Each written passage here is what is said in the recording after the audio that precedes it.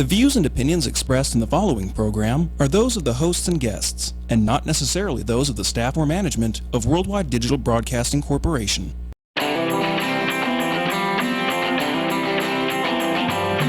Hot topics, food, fun, entertainment, and serious business.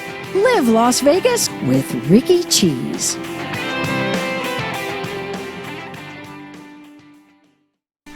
We're so glad you joined us here on Live Las Vegas with Rikki Cheese. One of my very favorite guests is North Las Vegas Mayor John Lee. And right before we came on, we were both like comparing muffin tops. And we haven't even really gotten into the year yet. I've only started snacking. If I don't give up, forget like the candy. For some odd reason this year, I'm strung out on potato chips. If I walk into any holiday gathering and there is an open container or open platter of potato chips, whew, that's me. Barbecue is my problem. I know, right? Forget all the holiday stuff. So, yeah. But the holidays, there are big expectations of the holidays. I think sometimes that we really put too much on ourselves, and we're supposed to be happy and cheery. And if you're not, if you're going through a hard time or something, a lot of times it's hard to find that support and to hear the stories of people who have succeeded despite whatever they were going through. And North Las Vegas Mayor John Lee, again, one of my favorite people, because he has an amazing message of survival when it comes to cancer, which is a disease that I don't think there's anybody, at least in the United States, who is not touched in some way, shape, or form, either a family member or a friend or a coworker who has been dealing with this, very frightening disease. And so two reasons I asked the mayor to be on today. I'd like for him to share his story with you and his story of survival coming out on the other side. But I also want to talk about the great strides that North Las Vegas has made this past year, some just amazing things that you have on your plate that have come through, and the big plans he has going into 2018. So, Mayor Lee, glad you're here. My pleasure, Rikki. I'm excited about this time of year and being here with you today. Right. Now let's talk about your family, because you've got like a fairly large family. I do. I'm very blessed. I have 7 children and 26 grandchildren. And out of that 26, I think 16 of them are females. I don't know, maybe Heavenly Father thinks men have screwed this world up and he's sending down some smart women. But I'm very blessed with a large family and healthy family. Right. Now, you were elected mayor in 2013, but before you became mayor, you survived a very, very difficult time. A lot of people... We talk about the survival rates of cancer, which are increasing all the time as new techniques and treatments are coming out. But sometimes it just kind of comes down to the bottom line of, do you have your support from friends and family and your faith in God? And for you, let's talk about when you were diagnosed with stage 4 cancer in 2007. Had you been feeling badly? What led up to that diagnosis? I was having massive headaches. I had this growth growing up at the back of my spine, and it was actually enlarging my skull, it was like massive headaches. I was eating ibuprofen like popcorn. I happened to be up at the legislature time, living in a place that had a lot of pine trees, so I thought maybe I was allergic to something that is not down here in Las Vegas much. So I went to doctors, and they'd see if I was allergic to things. And finally I went to a doctor named Russ Schroeder, and he stuck something down my throat, did some stuff, and he goes, "You are at stage 4 cancer, and give me your day timer. You don't have anything else to do but survive now." And so he just took over and started me on the process of getting rid of this. I call it bad luck cancer. I had no reason to have it. I don't smoke. I'm athletic. I do all the fun things in life. But sometimes you just get something happening to your little body, and that happened to my body. And even though I understand life is fragile, I also understand that you can will yourself to get well or sick to the best you can with your mind. But you still need the doctors and everything. But if you're sick, I've got cancer, everything's going downhill, you start slipping a little bit. If you get cancer, you need to say, these are the greatest times to ever have this cancer. There's more medication, more information now than there's ever been, like you said in your opening there. I chose to say, I'm going to work through this thing, and I did. And it got to the point I remember losing my hair, and I thought, this is kind of interesting. And then I had a port put in because they were sticking me so much with needles. They just put a port right here in my chest. I had a little tube in my stomach because I couldn't feed myself because they were putting me in radiation and they were cooking my throat like it's in a radar range. Wow. Microwave, I should say. And I had this little man purse, and every 32 seconds it would put a little chemo into me, different treatments I had. So you were like still mobile. You were walking around. You were still, it wasn't like you were just like in bed. But I started at 265 pounds because at the time I was in construction. I had to lift up heavy things. I went down to 190 pounds. And what was sad about this is because they were radiating me through my throat, I couldn't eat anymore. I'd have to drink them Ensures through that little tube in my stomach. I didn't care if I ate anymore. I'd like to smell food, right, but I couldn't chew it. I couldn't take it or anything. And I remember I just got to the point, I don't care if I eat anymore. I'm not even hungry. And my wife would say, look at your body. Your little muscles are just hanging off you. And she kind of yelled at me, and I'd eat. And then she'd say, you've only took 2 bites. You're going to eat more. Sometimes you just don't think eating's all that important because you're not hungry. But that's what keeps your body alive. You have to keep eating. You have to keep eating good foods to strengthen your body. So if there's anybody out there today that's not eating appropriately, you've got to keep eating. But let me end on this here, on that one. I think that sometimes you get challenges in life to make you a better person. And I was always like, Rikki, if I saw you, I'd say, Rikki, how you doing? You're doing great. You're the greatest. I'll see you later. And I didn't realize sometimes when people have a little bit of sickness, they have to have somebody that wants to talk. They want to talk to you. They don't want to give you their problems. They know you can't solve cancer, but sometimes people just need to have someone that they just want to talk to. And so when I have one of those moments, I just talk to people now. I just stop. This is more important than what I think's going on here. But I know when people feel good, they do good. And when they don't feel so good, they don't do so good. So it's our job as their friends to make them feel good. But I said it, but I'm going to end on this one. But I've got some more questions, so I'm not going to let you off the hook. But right away. On my personal stuff is, sure. Rikki, I love everybody. If you were in a hospital day or you were stuck on the side of the road, I'd just drive over there real quick and change your tire. I wouldn't ask you, where's your family? I would just, okay, Rikki, I'll come help you, Right. And I'd go. I didn't realize, and I don't think most people realize until something like this happens to them, how many people really love you. Yes. You love a lot of people in your life. It's hard to express it, but you know you love them.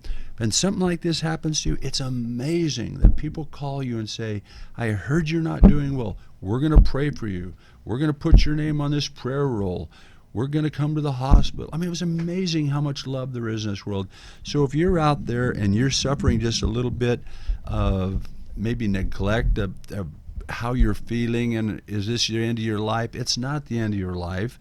People love you. You matter to all of us. Get a good attitude and think about what can you do to help yourself out a little bit. Eat a little bit better. Take care of yourself. Right. Well, and God puts these challenges, I feel very strongly, in our path to prepare us for something else. Because, in my own life, I have had to go through just some serious challenges, but each one taught me compassion. I can look back and say, there was a time when I wouldn't have even understood what somebody was going through, but then I went through it. And I just remember my mom, one of her many sayings was, you have to walk a mile in someone else's shoes. And now I get it. It was her way of talking about you don't know how to express compassion sometimes until you have that experience yourself. And then you can say, oh my gosh, like when I broke my leg.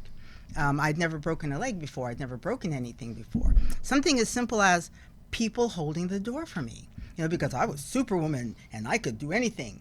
And then I realized how many people who were behind me, I didn't hold the door for them. Oh, I see. Something so simple as I didn't even stop to look over my shoulder to think maybe that person who was walking really slowly, just because they didn't have a walker or a cane, maybe they were having problems breathing. Taking that time to look over outside of myself, that was a real eye-opener. And I realized one of my campaigns is I really think that we're not doing enough for the disabled in this country, where we think that the elevator doors are open long enough. They're really not. Some of those little things that you hit to open the doors, you have to have the strength of Hercules to lean into them to get the door open, things like that. And then what you've been through, to talk to people who are going through cancer. And my mother had lung cancer. Oh.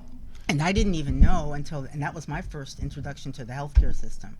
Something as simple as a blanket in chemotherapy, when you're going for chemotherapy. I've interviewed a guy he does these care packages with blankets and DVD players and all this stuff for people who are sitting all day. But he's a firefighter. He had to experience it to find out what are the things that people need if they're going to be sitting getting chemo. So these are, and that's why thank you for sharing your story, because first of all, it's a story of hope, and it's a story of the support that you have from your family and your friends and the community as well. Well, so let me add just a little bit on top of that. When you are in the throes of this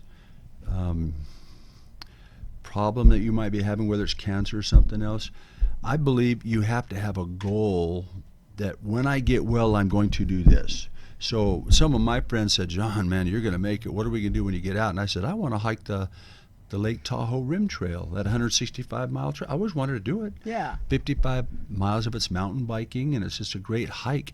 And I remember telling those guys, you guys get in shape, because I'm going to make that hike, and we're going to go. So Yes. a lot of people, when they get well again from being unwell, they don't have something to stretch them just a little bit to get back in shape. They just Sure. kind of just stay lethargic after that. Sure. You can't do that. Sure. You can't. I give you another thing about cancer. It attracts to sugar. I think after you've had cancer, you need to say, I got to get off sugar. Yeah. I've got to make some changes in my life. Do a little bit of research and say, okay, we don't want this twice. What are we doing now? But nope, I think cancer made me a more compassionate person, and I'm happy for it. How did that play into you? Because you were the judge at the Pigs for Kids barbecue this past year at the Craig Ranch Regional Park, and you're very attracted to, of course, because of your own struggle. It was a benefit for Candlelighters Childhood Cancer Foundation, Cure for the Kids Foundation, Nevada Childhood Cancer Foundation. These are three organizations here in the town that are really working with kids. But they also work with adults because they work with the entire family. And that was what I understood from what you were talking about, was it's any not just cancer, but any life-threatening illness. It's not just the person who has it, it's the entire family. And a lot of these groups here in town, they're taking care of mom and dad and the siblings and everybody, the grandparents and everybody, not just the child or the mother or the father who might have cancer. You're right. If you are a mother and father, it's amazing how much time you have to spend, away from your job and away from a lot of important things in your life. So that Pigs for Kids, there's a company called Zarnowski. It's in North Las Vegas. They do these big conventions and events, and they have taken that on, and they put together the most incredible week, or Saturday I should say, and anybody that has anything to do with your children or yourself having those kind of issues, you should come to that. You will get a lot of education. You will meet some of the greatest people, but I know they raised, it seemed like a couple $100,000 for everyone else, and it started because one gentleman, I can't remember his name right now, but he's terrific, his daughter had that issue, and she beat it. But he has never forgotten how important that was to his family to get help, and he gives help now because of it. Right. And it's one of those events too. This is my second year actually attending the event itself, and I actually covered it for the first time.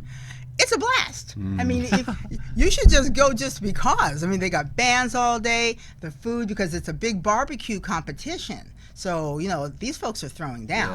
Yeah. It's just amazing. The food was great. So it's worth going just because it's a great party and it's an all-day event and the money goes to a good cause. So next year, when you see this coming up, it was September of this year. If it's going to be in September again next year, just go. You should just go to support it because it's just really good. And you should just go because it's in North Las Vegas. At Craig Ranch At Regional Craig Ranch Park. Regional It is Park. a beautiful park. So That's a wonderful park. With, of course, as you guys know, I can tell you, one of the best dog parks in the whole valley. But I digress. Let's talk about this year for North Las Vegas. You have had some great economic gains in the city of North Las Vegas. We have. I think people tell me all the time, or because through other people, you guys are doing great things over there. North Las Vegas actually just had assets that hadn't been used, so getting over there and having a chance with my experience, I was able to pick out the assets and start going to work on them. The things we're doing in North Las Vegas are regional issues, though. Everybody should benefit by what we do in North Las Vegas. Right. It's 100 square miles. We've only built out about 50 miles of it. So we're looking really, really good. But to be honest with you, Rikki, and your people here, I don't wake up every day really wanting everybody to come over to North Los and make money. You know what I mean? I want it to be a community that everybody wants to live in. Right. So we've got 4,600 buildable lots right now. We've got a new national reserve up there that we're Merideth Spriggs, where they found the fossils and stuff. Right. That's going in that huge park with the Forest Service. National Park Service. But what I'm trying to do, Rikki, truthfully, is that you're a wonder. Just say we were married, okay, and you're working at Caesar's Palace, and you're dealing cards. That's a good gig, good tips. That's a great job. But I'm working next door at the Treasure Island, and I'm in engineering. Another good job. But next time an airplane hits a building, Rikki, we both get laid off. The 9/11 incident taught us that tourism, hospitality, and gaming is a huge target. Yeah. So in North Las Vegas, if I can diversify the incomes of those families, so you stay at Caesar's Palace. Right. I'm going to go over here and build something out at Apex, or build something that's going big in North Las Vegas. If that same accident happens, at least what I'm doing might be selling product in Canada or somewhere else in the world, so we're able to keep that job. We're able to keep our home, keep our water bills paid, and all that kind of stuff, so this family can regroup. In the past, everybody just lost everything. Right. The number two thing I'm trying to do is increase the property values of everyone in North Las Vegas. If I can take your home from 150 to 200,000, that's $50,000 towards your retirement. And we all know that equity in your home is the number 2 form of savings in America for retirement. Exactly. So as a mayor, I've kind of analyzed my job. It's the safety of the community, but truthfully, as mayor, my job is to bring comfort. It's to make sure that the residents of North Las Vegas have a library, have great schools, have senior centers, have all the amenities everywhere else has. But I don't give comfort. The police come to your home and help you, and the firefighter, they give comfort. I just have comfort available to supply to you when you need it. So as mayor, my job is to make sure that you have comfort in your life. And I think that's the easiest way to design what a mayor should do. One of the things I saw recently, and I realized that you've done it before, was you did a bus tour where you were taking lenders and folks around and showing them properties. Because unfortunately, because North Las Vegas took such a severe hit, there's still a little bit of a misperception of what's going on, to actually take people on tour and say, look, our community is coming back, and coming back in a strong way. Yeah, everything we're doing in North Las Vegas is brand new. Right. The roads are brand new, the developments are new, the water system, everything is new in North Las Vegas. We've kind of suffered just a little bit. It all depended when you came here. North Las Vegas was always the bedroom community to the fabulous Las Vegas area. And it went from that to a stupid TV show called Nasty Boys, and they used to do this gangs, drugs, graffiti, and everybody thought, oh my gosh, North Las Vegas is so tough. We were never tough. Every city has people that are doing stupid things, Right. But our residents were never in fear. Then we went from the highest zip codes in the country in as far as appreciation to, man, we were losing more houses per zip code than anywhere else. Well, we've changed that identity. We are now the fastest, most stable city in this region, and we're going to grow ourselves out of this problem. We will never have these problems again that we've had in the past, because we planned them. I'm probably, Rikki, not the best mayor you've ever met in your life. I care about where we're going to be 10 years from now. My wonderful city council worries about their districts that they come. The city manager worries about operations of the city. The directors worry about their directorships and stuff like that. We got great leadership in North Las Vegas. It's my job just to tell everybody what to expect in the next 10 years and how do I get it there. I remember at the height of the economic downturn, when things were really borderline for North Las Vegas, and I was at one of your press conferences, and you said that Apex was going to be a big factor in North Las Vegas' rebound. And then the things happened with, Faraday, and that went away, but it didn't matter. One of the things I do, my friends and family, they know this about me. I love to drive, and there's nothing that makes me happier than to put 2 Akitas in the back seat and just go exploring. And I love to go to different parts of the valley to see what's going on. And so, because I'm really close to North Las Vegas, I'm one street out of North Las Vegas. I'm on Craig and Lone Mount. Oh, you're a cousin. Yeah. Right, yeah. It's like I'm like one street out of the county and 2 streets out of, I'm on Decatur. I'm on this little pocket of the city of Las Vegas, and I'm like there in the corner. So my latest has been exploring all the Apex area, because I saw this, I thought the RJ did a great, just sort of like letting you talk and kind of a tour of different areas. It's going gangbusters out there. You are like building, every time I go out there, there's like a new warehouse or something going up. You got the Honest Company's already out there. Amazon's already out there. The, not Fanatics, what is it? That's Fanatics? Mm-hmm. Yeah, Fanatics is already out there. But forget those guys. They're already up and running. I'm like, the last, I think it was 2 weeks ago, it's like, who are all these people and where are they coming from? I mean, you've just got buildings going up like gangbusters. We do. So let me add to that excitement. So to your audience, wherever you are in Las Vegas, imagine yourself getting on the 215 and driving to the Speedway. Exactly. However you would get there. When you get to the 15, there's an abutment. It stops. You have to turn left. We are now building that road down over, so it's an interchange there. We're bringing a water line up our sewer line up from our sewer plant. We've got water there. We've got 1,100 acres that are going to look just like those other buildings you just saw. The road's being built right now. I mean, if it's happening, seriously, if it's happening big, it's happening in North Las Vegas, Right. So we're excited. But we want to be careful, grow right, Sure. and we want those jobs to stay, people who live in Southern Nevada if we can.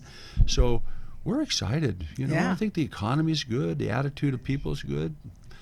As good as it's getting, I think it's going to get better next year. Yeah, so what do you have on deck for next year? Well, we've got a lot of infill product that a lot of homes, housing companies had stopped doing what they were doing. Now they're picking back up. They're rebuilding all those homes. We've probably got, like I tell you, 4,600 buildable lots right now that we're building on. Across the street from the VA hospital, we've got 150 acres. We're doing some research stuff over there. I was just back in Washington working on some other BLM land that we can free up. We're working with Nellis Air Force Base. Rikki, Nellis Air Force Base has already got on the plans they're going to do it. They're going to grow in the next 10 years. Right. Those are 8,000, not construction, 8,000 new jobs that are average $87,000 a year jobs. Wow. So North Las Vegas is ready. It's happening, and I hope that because of all these jobs that we're producing, that people who live over and rightly so want to live in a very nice home, maybe in Green Valley, that in the future, rather than driving all the way around the valley, when we go up to Valley Vista or the Highlands at Tule Springs, some of those areas, there's new housing developments going on. Those people want to move closer to work to North Las Vegas. I think it's going to be good for realtors. They'll be able to sell that home in Green Valley, a new one in North Las Vegas, Exactly. and start stirring the sub economy. Yes. The new economy is when there's change going place. Yeah. And so I'm hoping the new economy can grow with the economy we have now. Yeah, well, people moving closer to their jobs. Like it really and what sparked it was when I had you on the other time. I thought, I've had been spending a lot of time driving to, different parts of the valley that I already knew, but I really wasn't doing that much exploring with the puppies in North Las Vegas. And just visually, just the expanse of available land is awesome. It's amazing to me, So this is interesting. I'm not putting you on the spot here, but you're going to say no. I already know the answer, but do you know the difference between land and real estate? No. Okay, that's a good question, right? Sure. Real estate's that stuff you buy, you develop it, you build a building on the developed property that you've started. Somebody comes in and moves there and brings their company there, and they go to work there. It turns taxes, it turns jobs. It's very exciting. That's what real estate is. Land is the stuff that holds the planet together. It's between here in Los Angeles, here in Phoenix, here in Salt Lake. That's just land. Right. North Las Vegas is blessed with real estate. Everything we have in the bowl of this valley is close enough to infrastructure that it's going to be very, very valuable to whoever wants to come here. Right. But we have large swatches of land. You want 20 acres? You can't find it in the city of Las Vegas anymore. Right. You want 300 acres? You can't find it in the county anymore. Right. We are that location that will allow those type of jobs to come to us. Now, one thing I don't do, Rikki, I'm very loyal, and the mayors in Henderson, Mesquite, Boulder City, Las Vegas, Carolyn. If somebody calls me up and they go, hey, we're thinking about moving our company over to North Las Vegas. Back in the old days, they used to steal each other's businesses, you know. Right. But that doesn't really bring new money to the region. It just shifts it around. It is. So if I just say, well, hang on, let me see if I can solve your problem for you. And I call Carolyn Goodman. I say, Carolyn, you got a company that wants to come over here. Maybe you can make them happy, you know, because it doesn't benefit us to be rich and them to be poor. Right. We need new things happening in our valley. So the mayors get along fantastic, and we support each other. You guys meet on a regular basis. We do. We meet quarterly. During the legislative session, we might get together a little bit more. But we keep up with each other. Now we're different than the county. The county does not have a charter. It is a creature of the legislature. But cities have charters, and so the things that we do, we're able to do and understand how our charters work with each other. So I love the mayors. I think you can trust your mayors in this town. They are great people. Right. I think there's still maybe on a media perspective, a little bit of a disconnect, because there's still Aliante, that whole area is newer. But you still have the older area of North Las Vegas. And we had Ruben Kewen on a little while ago, about 2 shows ago. He's a teacher at Rancho. He's running for Congressional District 1. And he lives in his district. He grew up over there. And I went to Rancho. And you talk about a misperception. Even to this day, earlier you were talking about the things that were going on. I still have to defend Rancho High School to longtime locals. Well, Rancho was such a tough school. No, it wasn't. I was there. How did that myth get started? Like you could, get beaten up if you went to Rancho. It still exists to this day. But what I'm encouraged by is, like as you're talking about, is new people come in, and I think Carolyn Goodman is seeing that downtown. Downtown Las Vegas is benefiting from people who, they don't have a negative connotation of Fremont Street or downtown Las Vegas. They want to come downtown. They're attracted to the Fremont Street experience, the Fremont Street East. So you have the opportunity with Faraday, however that happened. Then people said, North Las Vegas. It put North Las Vegas on the map. I mean, there's a way if you could say, well, that project went away, but that project shone an international spotlight on the city of North Las Vegas. It did. I can tell you the people that live in North Las Vegas, we might have just one class of people and it's us, but we like each other. We don't really worry about a lot of things. Unlike when I lived in Red Rock Country Club, everything had to look right and this and that. This is, if a dog runs down the street in North Las Vegas, I say, run dog, enjoy yourself. I don't think he's got rabies. I don't think there's a problem. Dogs just run around the streets, Kids ride bicycles. Yes, it's life. But no, I agree with you. North Las Vegas is where you can come and just be yourself and enjoy yourself. And you'll see every kind of person in the world lives in North Las Vegas. Right. And there's nowhere that, well, this is where the Asian people live. This is where the African Americans. This is where the white people. We live all around each other. Yes. We're very happy. It's very much. Yeah. It really is. Welcome to the real world. Well, one thing, though, I will congratulate you for, though, is I'm really glad you got more Starbucks in there. Well, we've got a big announcement. Next time I'm on your show, I might have an announcement for you, but I can't say it today. Cannot say it today. We have a Brooks Brothers. Is that the name of it? It's you a have coffee. A Brooks Brothers? It's coming to town. Yeah, really? Right across the street from City Council. Whoa. Now, I'm not a coffee drinker. I don't know anything about coffee, but yeah, we're getting a lot of things. In fact, Craig Road's got it's going to have a Texas Roadhouse grill on it. It's going to have a Cafe Rio on it. It's going to have a Habit Burger on it. It looks like a Golden Corral's coming there. Big thing. If it's happening in North Las Vegas. Right. Well, see, now we have the tease. He just wants to be on my show again, folks. I do. What? But I'm always pleased to have you. Thank you very much. Happy New Year. Glad to get the update. Thank you for sharing your story. For folks who are, if you're going through something, during this holiday season with your loved ones, know that, through prayer and giving someone something positive to look forward to, it can happen. Thank you, Rikki. Yes. It's always a blessing to be with you. And your wishes for the new year?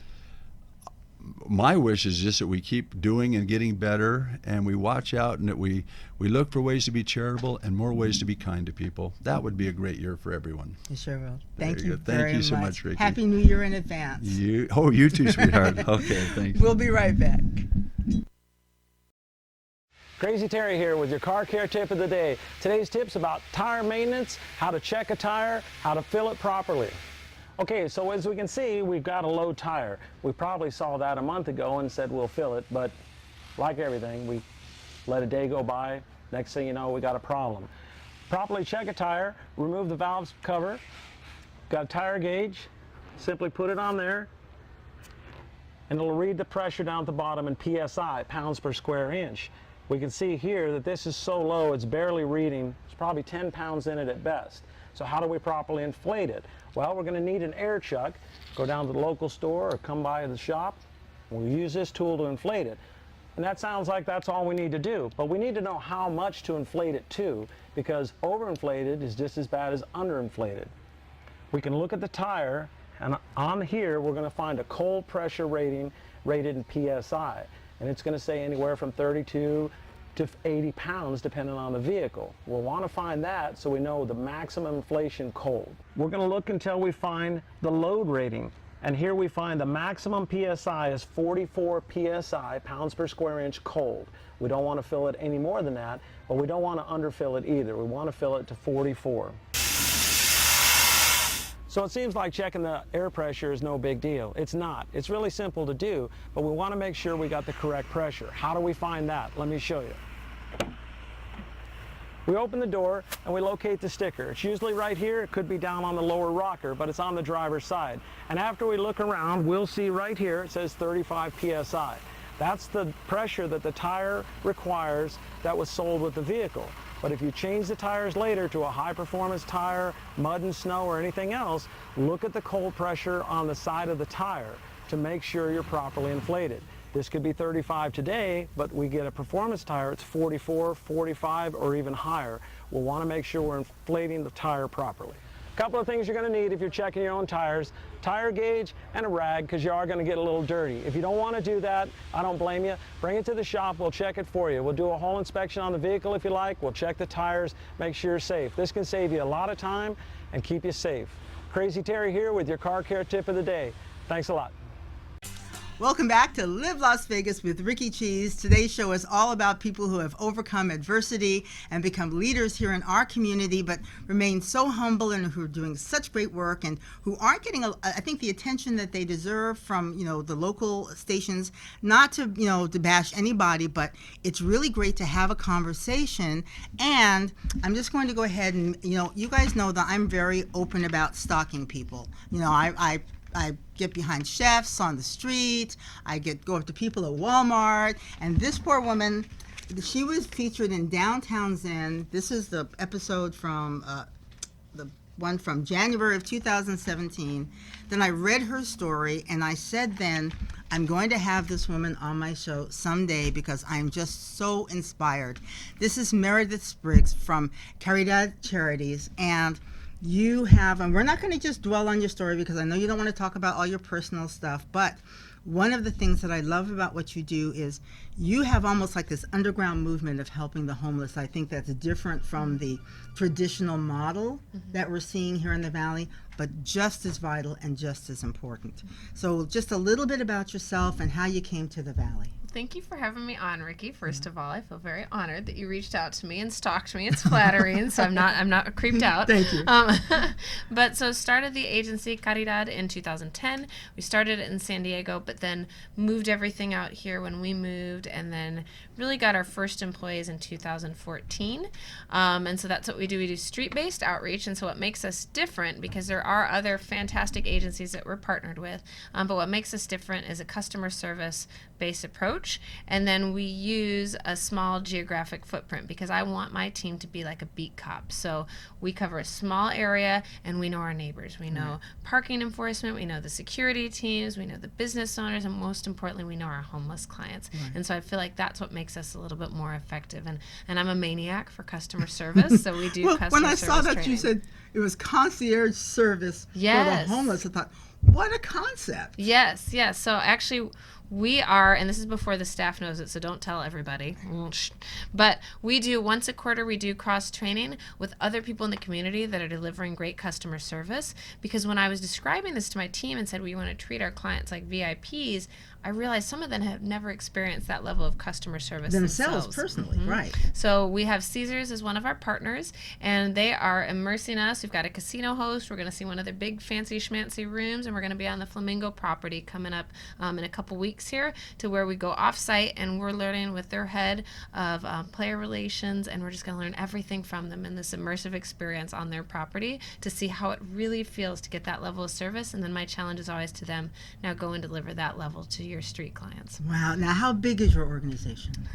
We are a team of 7 right now. Hopefully we're going to be expanding soon. But yeah, there's actually, I forgot. We've got 8. I forgot my grant writer. How could I forget? She pays the bills. Right, yeah. We've got it's a team of 8, and they're wonderful. It's a small little team, but they're awesome, and they give it their all every day. So I love them and try to do for them, because they're just giving 110% for me. Now, what is a day like for Caridad charity? Oh, in a perfect world. Yes. I'll tell you in a perfect world, because once the day starts, it's usually crazy.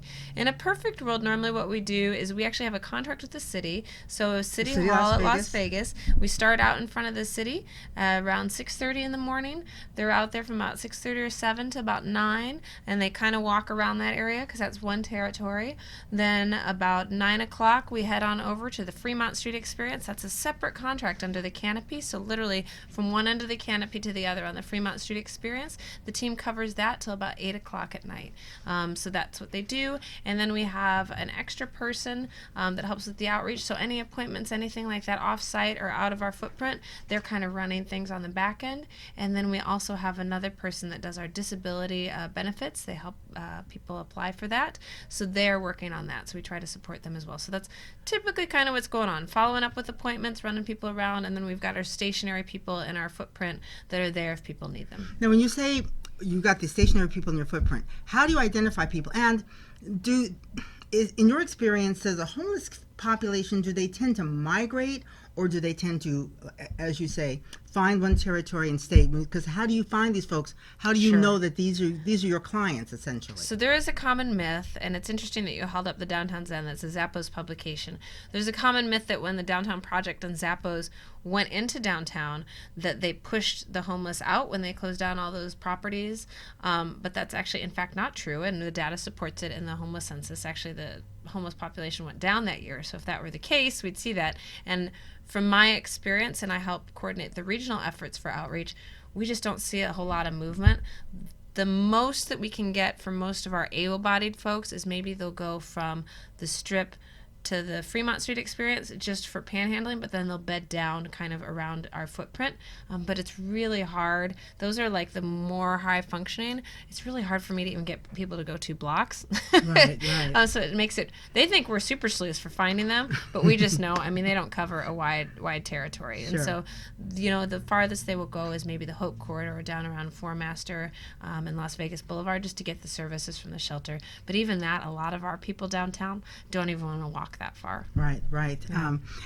We recently went down and did a story with Catholic Charities, and I didn't realize something as simple as, and I hadn't been down there in a long time, and I didn't realize that the campus had grown so large. Oh my goodness, yes. So they said one of the challenges they had was getting the homeless folks to come in for their free meals because they didn't have anywhere to bring their carts. Yes. And so they had to create an area so that they could park their carts because they didn't want to leave their stuff outside. And I thought, these are the simple things that folks who have houses, they don't realize how important that is. You don't want to leave your stuff outside because some other person's going to take it. It would be like leaving your keys in your car. You know, it's the same thing. Absolutely. Little things that are very common that you wouldn't think of, leaning on something, sitting down, going to the bathroom, having sex. All these things are not a big deal when you're in your house, but when you're out in the public right-of-way, it's a ticketed offense. Right. And so, unfortunately, in Southern Nevada, if you have an outstanding ticket,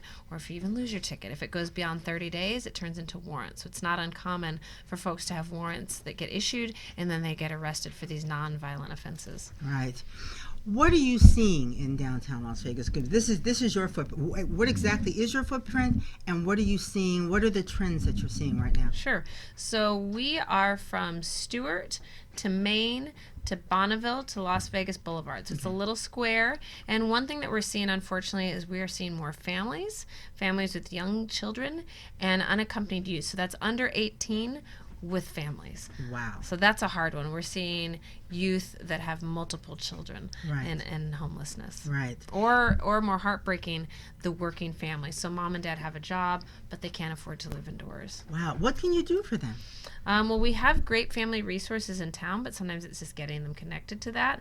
A big obstacle that we find is to utilize family services. People need a Nevada ID because they have to establish residency, which can be a huge barrier. So we try to help with that. We're partnered with Lutheran Social Service on that.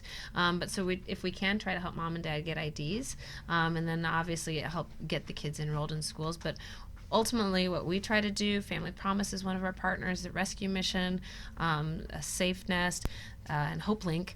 And so we try to pass them, and Shade Tree, of course, that's women with children. Right. But for whole families, we just try to, as quickly as we can, pass them off to our family providers because they're excellent at that. It's really important to me that we don't duplicate services. They've been doing it longer. They're great at it. We trust them, so we try to make that warm handoff. And this goes back to the concierge service. We can cut through the red tape. We can point you in the right direction. We'll even go with you. And we've partnered with Lyft. If we need to, we can get you a lift over there. How are you finding the resources to get this all done? And how many people are you dealing with right now? I mean, how many folks do you have that you're helping? On average, we see about 300 or so a month. Wow. Yeah, last month, including denials, people that didn't accept services, it was over 400 that we saw. Why would people say no? There are different reasons. Sometimes people are just passing through, honestly, because we have the Greyhound station in our area. So sometimes they are just travelers or hopped on the train, so they don't want our help. Other times they're fearful. They've been burned out by services. Or it could even be something like a substance abuse issue or a mental health issue. Right. Yeah. How much of a factor is that out on the streets right now? Substance abuse, mental health, as opposed to just a family perhaps losing their home and Sure. circumstances have just turned against them? I always tell people, everyone thinks that all homeless have substance abuse and mental health issues, and that just isn't the case. The numbers don't support it. That's only about less than 20%, but really it's a category called chronically homeless. So that's people that have been homeless for a year or more on the streets. And those are the folks that you see with the signs, the old bearded guy drinking the 40. The chronically homeless, that subset has a higher instance of mental health and substance abuse issues. But they're more prevalent because I call them the cold prickly ones. The warm fuzzy ones are the easier one to help. And there are also a lot of those, again, the warm fuzzy type of homeless, the families, Right. the whatever, they're more able to get to resources because they don't have all these other underlying issues. So they get themselves the help and they get themselves out often quickly out of the system. And they want the help. They're willing to accept. Well, and it. I would argue that the chronics don't not want the help. They might not like the rules and the things that we've put in place. And I always tell people will take the path of least resistance. So what are we doing wrong that their best option is outside? And for the shelters, it's curfew. They have to be sober. For some of the shelters to get in line at 4 o'clock at night, that's just not practical. We do have some working homeless that can't make the shelter cutoff time. So they work and they are outdoors, which is something that people don't think about. But also sometimes, not all the programs, I should say, but some of the housing programs have rules also tied to them. And I know me personally, I wouldn't want to have to check out to see if I could have a friend stay the night, or be forced to go to services all the time because I got food somewhere. So it's all these things that you and I take for granted living in our homes. We don't have rules and regulations, but they might have if they want to accept certain types of housing. Yeah, strings that are tied to the programs that are out there. How closely do you work with Metro and downtown? And are they really willing to... We love Metro. Yeah, I feel so sorry for police officers now because they're expected to be so many things, not just law enforcement, but counselors and therapists, and they can only do so much. But definitely in the downtown corridor, when it comes to working with the homeless, there's like a whole nother level of care that's. It's not that anybody's talking about it, but it's unfortunately unspoken that it's expected of them. Yeah. So we work with Captain Andy Walsh. He's our area command captain down there that's in our territory, and we love him. We try to help them however we can, and vice versa. They call us when they need favors. And really at the end of the day, in our experience, most officers don't want to be the bad guy, and if there's help available, they're willing to help. And then for my role to the community, we help as a part of a federal initiative to house homeless veterans. And so we literally send out a blast with all the veterans that we're trying to locate for housing. And so they really like that, and that's kind of a fun one. So it's not uncommon for us to get calls when they've located veterans. Right. So we have a great relationship with them. And right now they're doing something, they're trying where they're going out with an outreach team. It's called the MORE team, that's funded through the city of Las Vegas. And so they're partnering Metro officers with the MORE team. So it's the officer just in case anything happens, but then more importantly, that outreach, that gentle touch in the streets. Over the years of covering Metro, and I'm, I don't second guess Metro. I don't second guess officers, but I have gone to, especially downtown, and I've seen officers tearing up. And I'll always tell the photographer, don't get close up, because they're people too, and they don't want to see. They're out there every single day in their area command, Absolutely. and they know who these folks are, just like who these folks are, and they develop. They got to be kind of careful, but they develop a personal almost relationship with these folks. They know. Like you said, they know. And Captain Walsh is great. When we first started this with the Veterans Initiative with the VA, he actually invited me to come to all of the briefings for all 3 shifts, so I could explain what our goal was and what we were doing and how we needed their involvement. So I just compliment him because he's always innovative and willing to work with us. Now, how did you come to Las Vegas? Why did you leave California to come to Las Vegas? We're tax refugees from California. We got priced out of San Diego.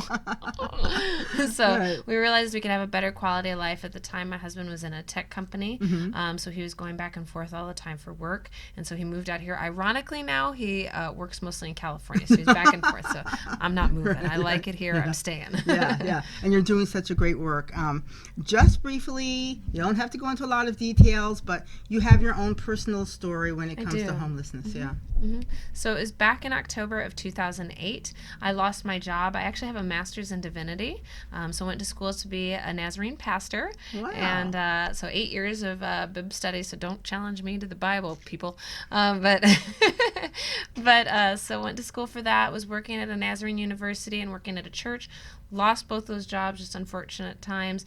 And with that background, couldn't get work, and it was, everybody's looking for work at the same time, and I had very specialized degrees, and so resorted to working in retail and a coffee shop, but just couldn't make ends meet in San Diego, and so ended up living out of my car. Thought it would end quickly, but it ended up being a year of that struggle.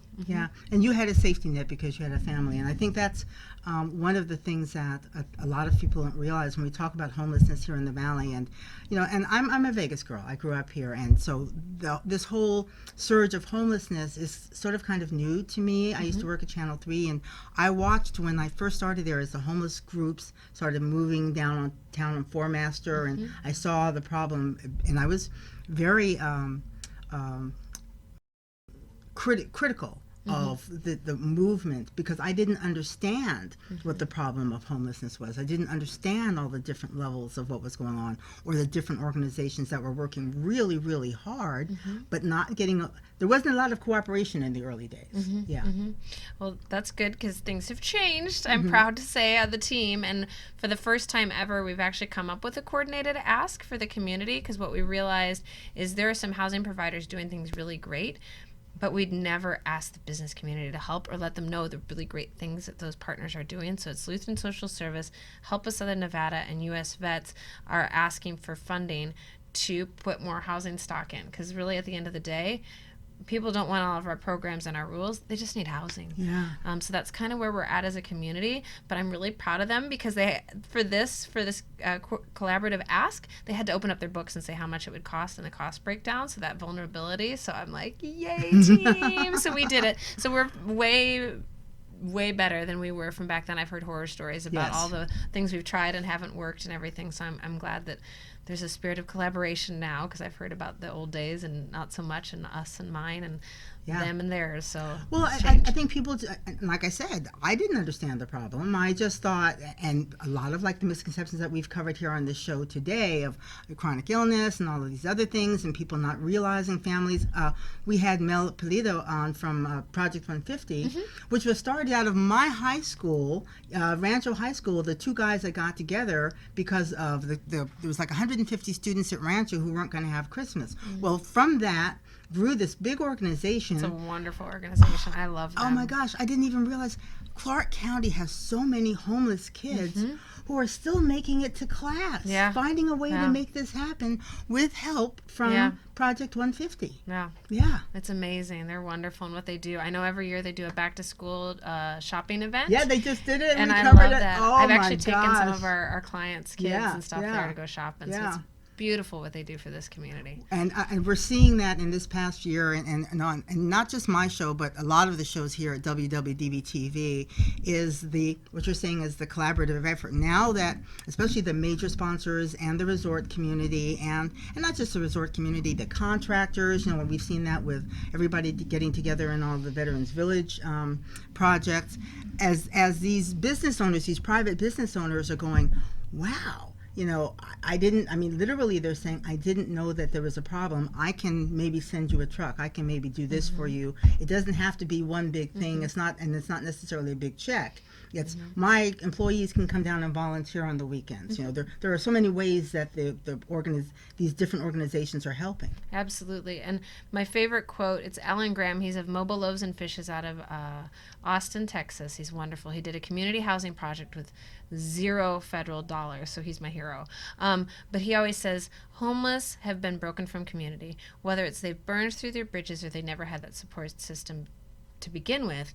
We have to help restore them back to community. So it literally takes the community, and I can't believe we haven't tapped into it yet, but finally everybody's starting to come together and say, whoa, we have a problem and we need to help. And I always say, however you come to the table, the fact that you want to talk about it, let's talk about it and let's put you to work. And I just had a business owner that basically said, it's affecting our bottom line. We're losing tenants. I'm going to show people, customers aren't wanting to come in now to these properties. How do we get involved? I don't care how you come to the table. We can use you, and let's plug you in and figure out how you can help us. Come as you are. Yes, that's okay. And I'll give you the dollars and cents why it makes sense for you to be here. Exactly. Yeah. Well, I'm glad you have your grant writer on, the eighth person on her Yes. crew. How could I forget? I love you, Chris. Meredith Spriggs from Caridad Charities. How can people get involved? What are your contacts? Sure. So right now we're actually doing something really cool. We have Hanes for the Good. We're one of 25 in the country that got picked. We're the only one in Nevada. We've got socks and underwear. We need your help passing those out with folks. It's hello@Caridad, Caridad charity.com. You can email us and sign up to volunteer. We've got an event at the W on December the 18th. You can come. It's Undy Monday. You can bring your socks and underwear donations. We'll put those to good use. Or you can check out the website. It's www.carid, the word charity, so caridadcharity.com, and you can check us out there. Fantastic. Thank you for Thank being you on the so show much, and Rikki. sharing. I'm so glad to finally meet her after over a year. I feel so flattered and honored. And I've already told her now that if I stalked her, she's going to have to be a regular, because once I've stalked you, you have to be back on the show. So we'll get updates on what you're doing and let people know of events that you have coming up and how you can help. Thank you so much, Rikki. Yeah, thank you, and have a great new year. Thank you. And we're going to have one more show before the new year happens, but if you missed that one because you're out shopping, we understand. Or if you're helping Merideth Spriggs, we understand. So We can use you this holiday season. Thank you for joining us on this edition of Live Las Vegas with Rikki Cheese. We'll see you back here next week.